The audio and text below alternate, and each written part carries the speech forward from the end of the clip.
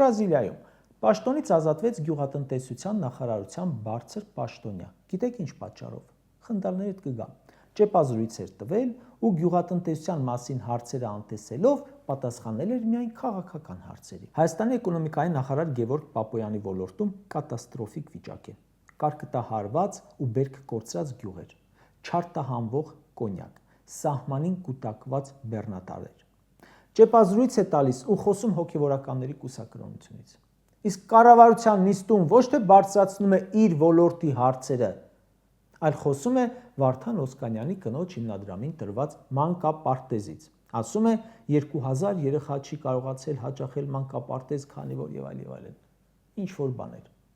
Իսկ քանի երեխա է սոված մնացել Պապոյան, որովհետեւ կոնյակի արտահանումը դու ձախողել ես։ Մարդիկ վարկերի տակ ճոռում են, տակ են տալիս, բիզնեսն են փոքրացնում, աշխատատեղեր են կրճատում։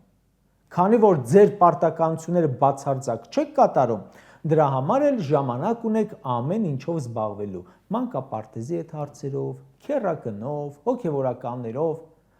Մենք ձեզ վարձել ենք, որ աշխատեք, դուք գալաջի եք անում։ Դու պահանջում ես, որ էկոնոմիկայի նախարարը հստակ պատասխանի, երբ է քո բեռը անցնելու սահմանը,